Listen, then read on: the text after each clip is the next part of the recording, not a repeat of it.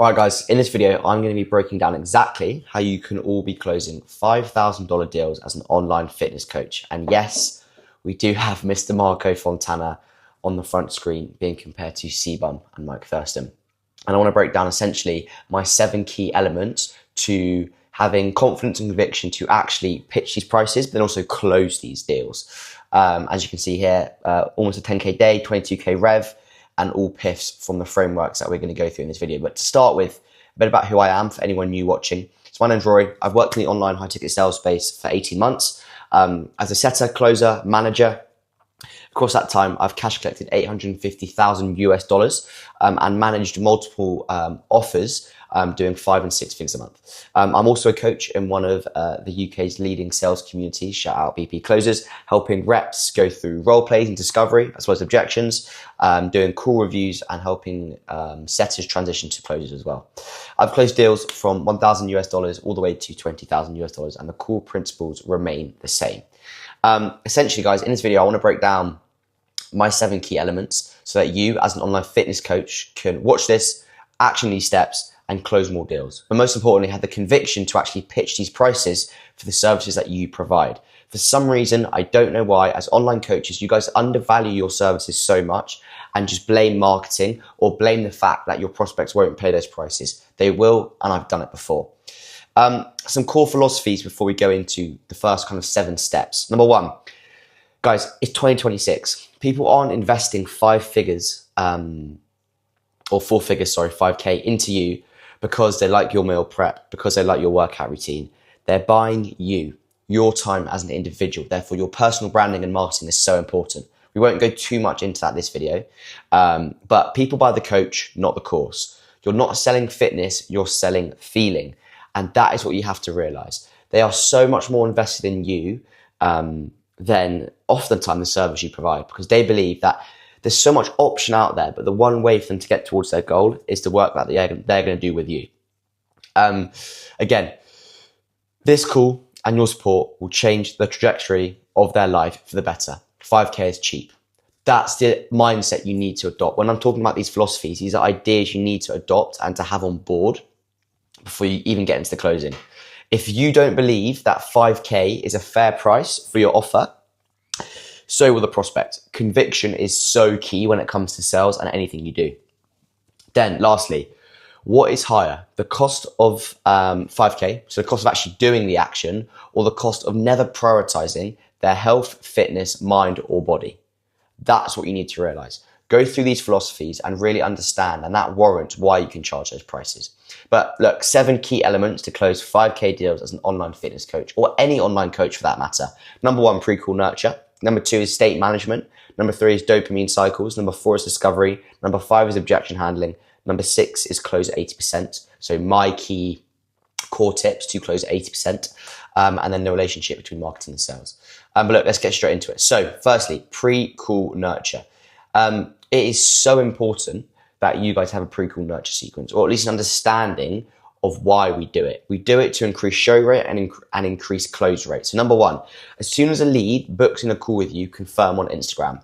Message the prospect immediately after the booking. Confirm the location of the meeting, i.e. Zoom or Google Meet, the date and the time. Keep it simple, just a quick confirmation. Then I want you to move the conversation over to WhatsApp. Why do we do that? Create a WhatsApp chat with you and the prospect, send a voice note or video note. What this does is it makes you seem so much more real, so much more of a person. They've been speaking in the DMs, okay? They're going to have some level of sales resistance before jumping on the call. How can you drop that barrier and drop that sales resistance? It's by contacting them personally via WhatsApp, sending a voice note, sending a video note, just putting yourself out there. And that's gonna allow you to separate yourself compared to so many other people on the market. Again, confirm time, location, and expectations. For example, a quiet environment, 45 to 60 minutes, fully dedicated, no distractions. Don't be in the car. I had a question from one of the boys down the call. What do you do if they're in a car? Okay, if the car is moving, do not take the call. That is illegal. If they're in a coffee shop and you can see they're distracted, just reschedule, guys. You want them fully present on the call to respect your time and get the most out of the session. Then step 3, nurture between booking and call. Send long form assets or lead magnets relevant to their current pain or situation. Pepper them with case studies, free resources, content that builds trust and demonstrates your unique mechanism as an online coach.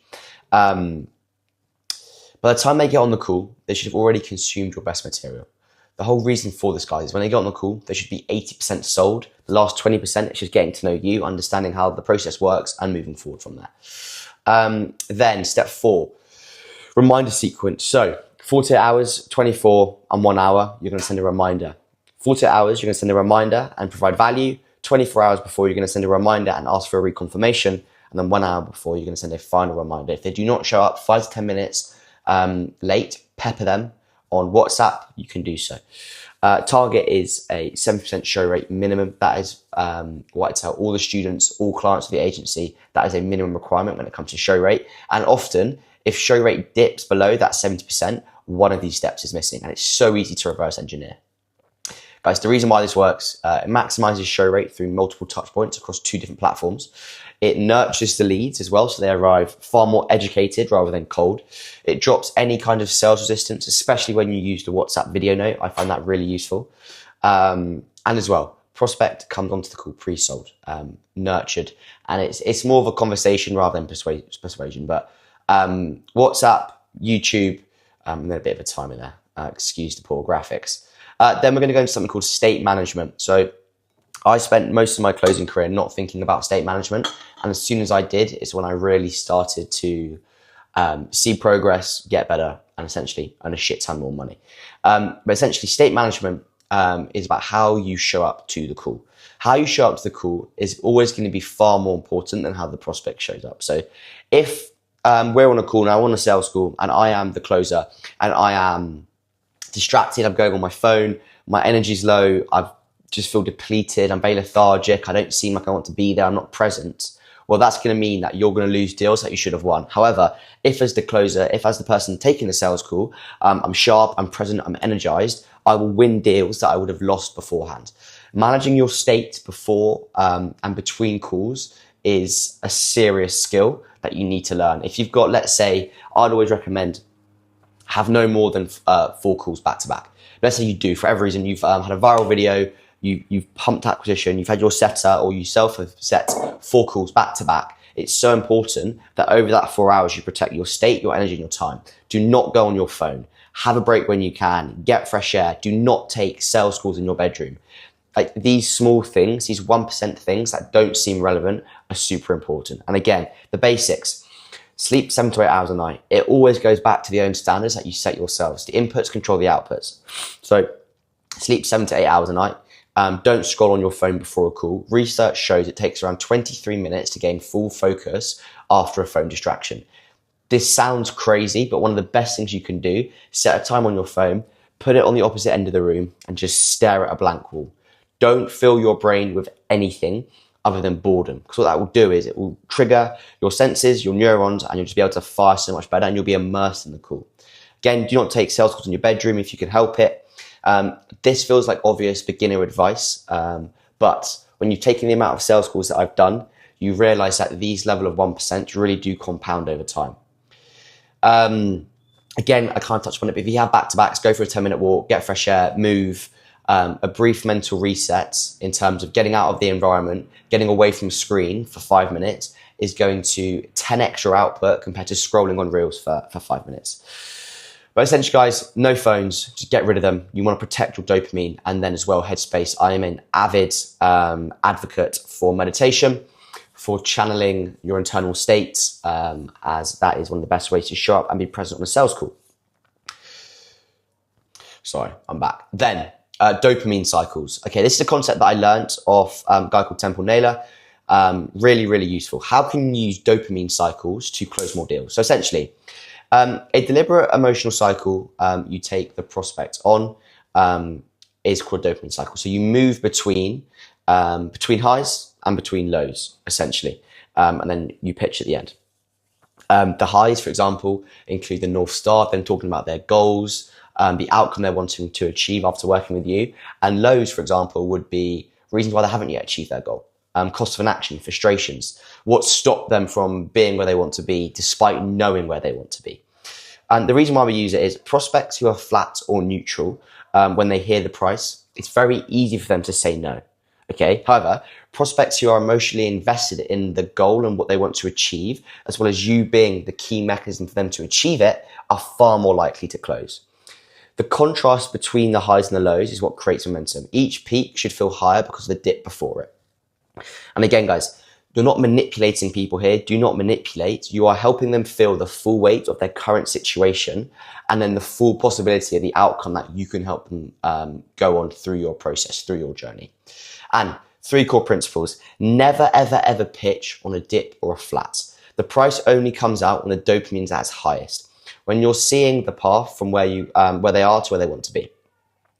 The dips make the highs higher. Too many of you guys, too many online coaches, too many sales reps, as just a pattern, you guys aren't comfortable enough in sitting in pain.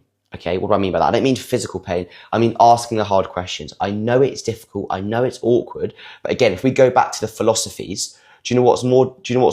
Do you know what's harder? Is them not doing anything. Them never prioritizing their health, their fitness, their mind, their body for their future life. That is, you have a duty to help them do that because that's what's going to affect them long run. Okay.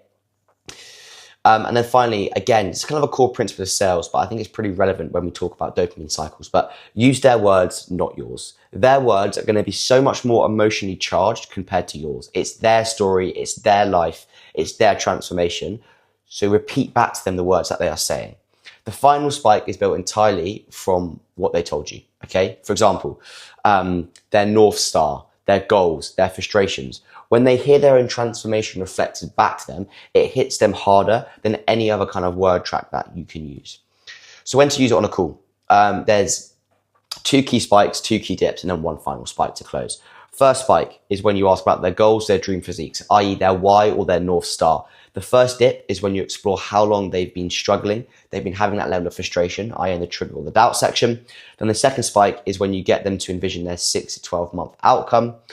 Second dip, when you ask them if nothing changes, i.e. cost of inaction. And then finally, the final spike is when you pitch. And every single time you pitch, you just have your 3-pillar pitch. I've made a long form video about that previously, but you need to weave in the North Star, the desires, the vision into the solution, then landing or at the price at peak state. But here we go. We've got the dopamine symbol there.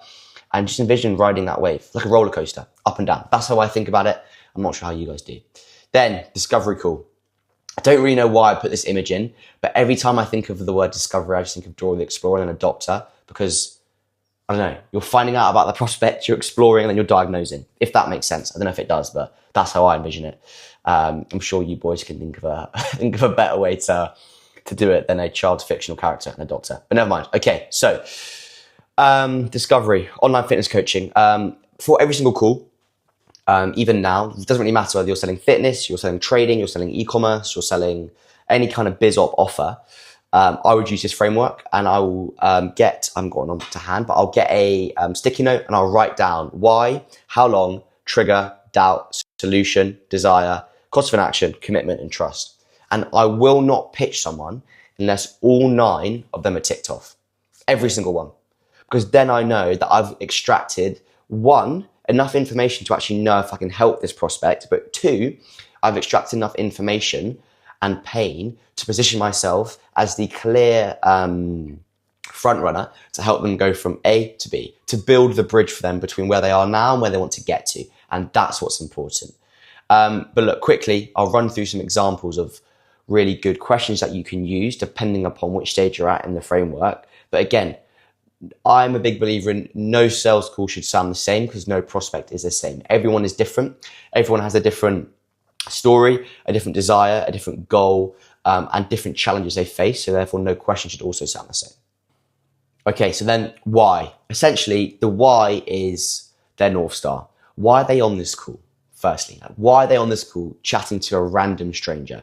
Without the why, without the North Star, your discovery has no relevance and no context. Then it's how long. So depending upon their North Star, how long have they been wanting to achieve it? When we get a rough time gauge, we can then pre-handle, we can keep them accountable, we can understand, okay, well, it's been a year that you've had the goal of dropping X body fat, building X amount of muscle. Like, why now do you want to do it? Why wasn't it 3 months ago? What stopped you from actually doing this before? And then we can keep going down. Trigger, for example, was there a specific moment that you decided to book the call? Maybe was it a piece of content? Was it something personal, looking at themselves in the mirror? They've got a holiday coming up. These are all really good bits of these are all really good bits of information. And I always think of it as you need shotgun shells. What are shotgun shells? So through discovery, you'll find key bits of information that at the end, if they're giving you objections, you can use back at them, okay? You can use their words again. And that's the ammunition you have through shotgun shells. Then we go to doubt. So essentially what's been the biggest thing holding you back from getting in shape so far? Solution, have you tried to figure this out before? i.e. YouTube videos, MyFitnessPal, PDFs, another coach, what was missing?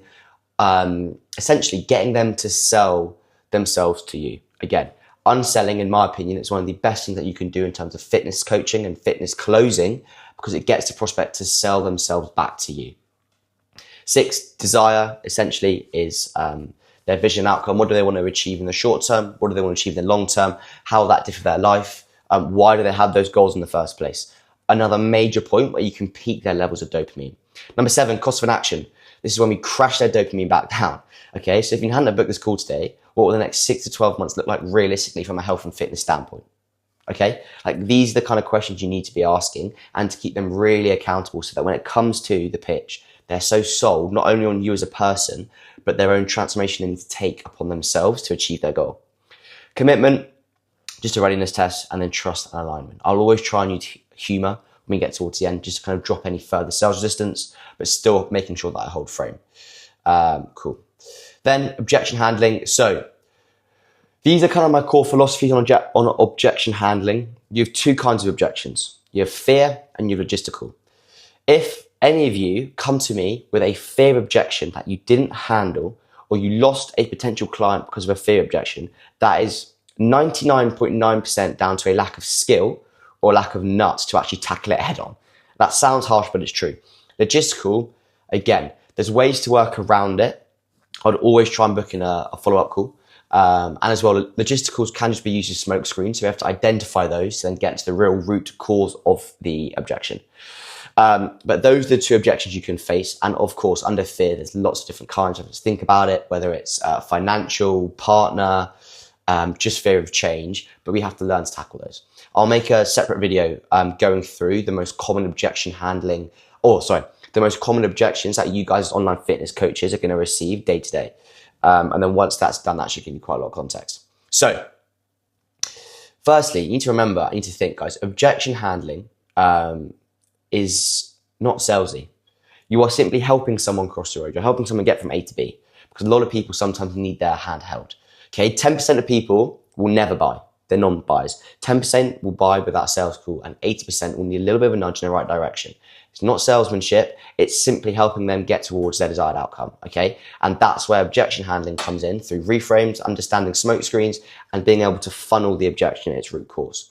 Fundamental principle, always disarm the prospect before handling the objection. For example, if someone says to me, Rory, I need to think about this, I'm not sure if it's right for me, I'd reply back, look, 100% of course you need to think about it. But look, whilst we have 20 minutes on the call now, specifically, what is it that you feel like you need to think about? Blah, blah, blah, blah. Okay, fine. And just to make sure, like you've had a great call, I just want to make sure in terms of my standpoint, do you feel like XYZ can actually help you get towards your goal? Yes, okay. And you said, you feel like we can as a company help you increase your Instagram following as well as sign more high ticket clients. Why do you feel like we can? They'll give you all their reasons. Again, they'll sell themselves to you. And then, okay, well, that being said then, if all those reasons align and you feel like we can help you get towards your goal, what is it that's really stopping you from moving forward today? And just be really conversational. Sit back, relax, slow down your pace of conversation, and really try to find the root cause of the objection. Another clear rule of thumb, it's pretty obvious, but pre-handling is always better. So the best objection handling is done in the discovery. What do I mean by that? Before the objection is ever raised, when you go deep on discovery, when you surface the doubt, the fear, the past experiences, you are setting up leverage that you can use at the close. Every commitment they make in discovery makes the final close that much easier. The sale is won in discovery. I cannot repeat that more. The sale is won before the pitch, okay? Not after it. Because as soon as they hear the price, they're going to throw the kitchen sink at you. But if you've already sold them, they'll piff straight away. Then, objections are rarely what they appear. The surface objection, I need to think about it, is almost never the real objection. It's simply just a smokescreen. Your job is to funnel. Hence why, where is it? Hence why I've got a little funnel there. Is to funnel through the surface to the real thing underneath, okay? So each layer that you peel back brings you closer to the actual blocker. And the actual blocker is almost always something that you can handle or address. If you cannot handle it, send me a message, I'll review your call. But essentially, you have to be able to funnel these objections and understand the flow of them. I reckon 80% of people will give you a think about it, okay? It is almost never a think about it. So again, sit back, relax, research. So ask them if they feel like your service product is going to help them get towards that end goal. If they say yes, ask why, get them to sell back to you, and then be like, look, I completely get it.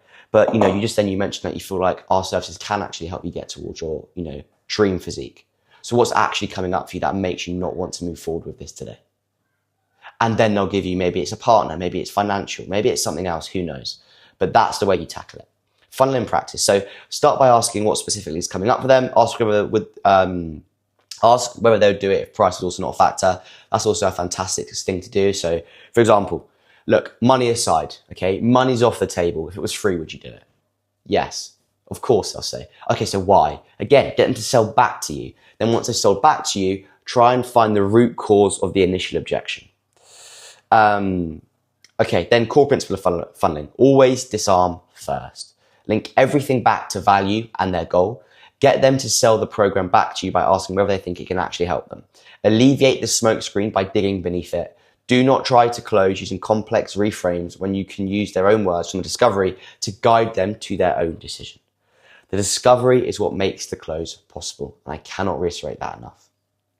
Okay, now there's two more left. One is a close at 80%, and the last one is the relationship between marketing and sales. Arguably, the two most important ones. So these guys, I had 4 months where I had back-to-back months top closer on one of the biggest B2C training offers, and my close rate was from around anywhere between 74 to 83%. I was taking 4 to 6 calls a day, average order value of anywhere between 1.5, and then we got it up to around 3.8 in my last month. But these are the 6 things, the 6 laws that I learned, I abided by, and I stuck to achieve what I achieved on that offer, okay?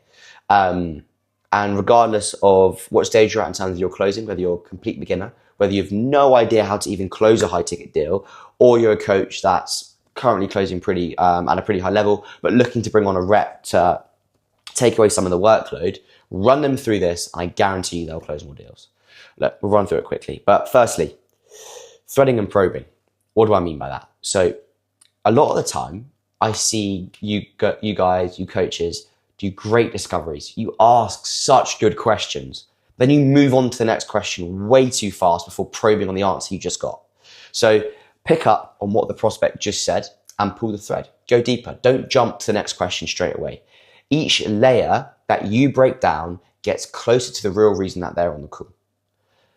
You will have people open up a tremendous amount on these sales calls. For a lot of them, it will be therapy. And that is fantastic. What a great way to start the relationship that you're going to have with this client, that you've been able to understand their deep why, their deep goal, so then you can, as a coach, give them the best service delivery possible. Okay? For example, when I'm onboarding a new client, my main thing is I don't want to understand how much money they want to make, why they're what they're going to do with the money. I want to understand what is beneath, what's behind making money. For some people, it is materialistic. But for so many people, it's providing for their family, providing for their girlfriend or boyfriend, wife or husband, and being able to take their mum and dad on their dream holiday, pay their parents' mortgage off. Every single goal that I have, yes, is attached to money because money is the mechanism that's going to allow me to achieve it, but it goes back to my family. Every single one. And that's the level that you'd want to get to on a sales call with someone. Understand their deep why. And you cannot do that without probing. Because if you don't probe, you get a surface level answer, then you just move on to the next question. You sound robotic.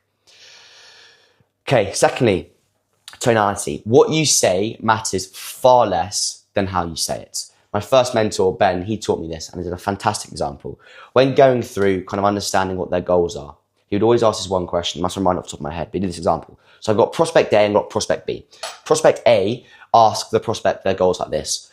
Okay, Marco, what's your goals over the next 6 months? Prospect B goes like this. Okay, Marco, so that being said, with the next 6 months in mind, what would you say your goals are? in terms of a financial standpoint? Like, what do you actually want to achieve over this next 6 months? Two similar questions, but one sounds like I'm just robotic and reading off a script, and one sounds like it's the first time I've ever asked that question. And that's what's most important. You guys, again, the prospect doesn't know that you're following a framework or following a script or it's your 250th sales call of the year. They don't know that. They think it's a conversation. And that's the way I need you to think about it. Every single question you ask, it's like it's the first time you've ever asked that question.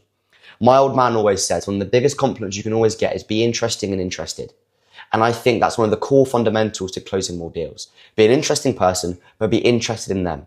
And it comes from tonality, how you come across on a call, how you speak, the speed of which you speak, the way in which you ask questions are so crucial.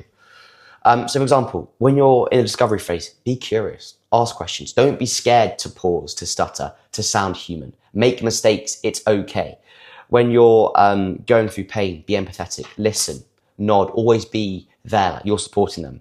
When you're presenting, be so confident in what you do, in your delivery. And then when you drop the price, you're just cool, calm, and collected. It's like nothing to you. Next is congruency. So I see this a lot with beginner closers. They'll be really agreeable, really friendly throughout the discovery. And then as soon as they drop the price and start to objection handle prospects are like, well, what? Like, what's going on? Like, they'll be like, well, why's your energy changed so much? And that's because you've dropped the price and you're now attached to sale. So closing is about reading, not talking. Know when to push, know when to pull back. Oh, that's the wrong bit. Congruency. So if your energy shifts when you talk about price, the prospect does feel it. It's just nature. I would. The same energy from minute one to close is what you need. Greeting, discovery, offer, pitch, objection handling. You have to stay consistent throughout. The second you rush, the second you get quieter at the number or over-explain in terms of what you do, the subconscious registers doubts, i.e. the prospect will register doubt in you. Talk about this $5,000 deal the same way you'd ask your best mate what they have for breakfast. It's just there. It's just normal. And that's how you have to adopt it. Then EQ, guys, harder thing to learn in terms of like from a video. You kind of have to learn it through life, but really important. Closing is about reading, not talking. You need to listen more than you speak. Number one, that's just a key rule. Know when to push, know when to pull back. Sometimes the most powerful move is silence. Do not be scared to sit in silence because it shows how confident you are. Not enough people, not just in terms of a sales standpoint, but a day-to-day life standpoint cannot sit in silence. They cannot be by themselves without their phone, by their own thoughts. Like I intentionally go on runs now without my phone. Yes, it's annoying. I don't get to track Strava or listen to music, but I then have 30 to 45 minutes in my own head. And for some people can't do that. Some people can't do that. Some people can't even do 15 seconds. Learn to sit in silence. I guarantee you, it will not just help you from a closing standpoint, but also a mental mindset standpoint. Then, when they share pain, don't rush to a solution. Let it land, acknowledge it, make them feel heard. People buy from people who understand them. 5, core philosophy. Never assume, guys. Never assume anything in sales. Don't assume they can't afford it, are ready to buy, or that their objection is real without testing it. 99% of objections are just smoke screens, and never assume what they say off face value. Assumptions make you skip questions and close on what you think they need instead of what they actually need. The best closers are ones that treat every call like a blank page, and you need to fill out that blank page with key information about that person. You've also got to think as well, guys, a lot of these people, they won't want to admit, they won't want to admit their lack of discipline, accountability, the fact that they can't stick to a plan, So don't assume the bullshit that they feed you, because they will feed you a lot of it. You need to challenge it, you need to push back, ask them why, dig deeper, and do not move on until you've got an answer.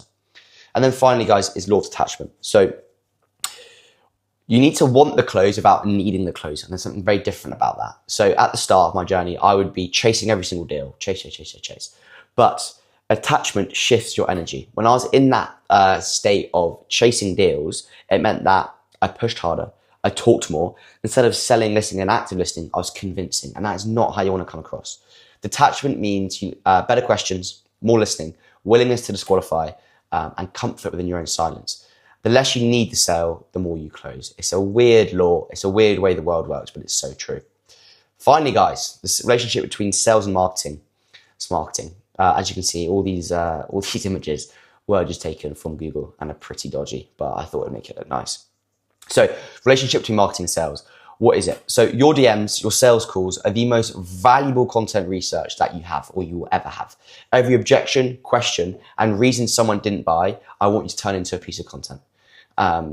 Whether it be long form, carousels, reels, story sequences, make it for that prospect in mind to then close them in 2 or 3 weeks' time, or however long your sales cycle is. As well, when you speak to your prospects in the DMs on sales calls, you understand their language, you understand their pains, their limiting beliefs, their mindsets, their day-to-day. Play on that. Like sales and marketing, they are it's the biggest relationship that you need to understand if you want to truly scale. Because it's where all your golden nuggets of content live, especially in terms of middle and bottom of funnel. Why it works. It means you're not guessing what to post. You're answering real questions from real prospects. Content can be built around objections, as well as a bit of a controversial take, but I honestly believe a lot of your content in terms of middle of funnel and bottom of funnel should be made and based off your pipeline. If you have an existing pipeline of clients that either you didn't close or were previous clients but left and you want to re-sign, create content for them. Think about the objections they gave to why they didn't close. Think about the wins they may have had. Think about the language they use. Think about how you closed them in the first place. And then piece together some content pieces specifically for those people in your pipeline. Obviously, you're not directly calling them out in the content, but you're making that piece of content with them at front of mind. 4 sources to pull from. So number 1, objections from calls and DMs. I can't afford it. I've been burnt before. I don't have time. Each is one of a middle or bottom funnel reel that handles objections before they ever step foot on a call. Again, this is also going to majorly improve your close rate, your lead quality, and your whole sales cycle and process.